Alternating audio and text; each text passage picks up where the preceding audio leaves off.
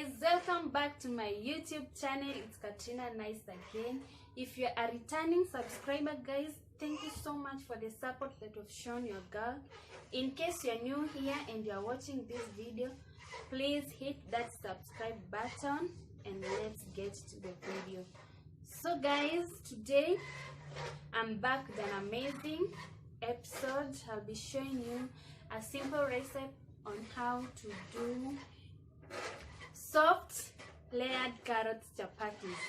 Stay tuned and be my guest. So guys, here are my ingredients. So we have cooking oil, then we have 3 grated carrots, and then we have baking flour, salt, sugar, and here I have warm water, guys.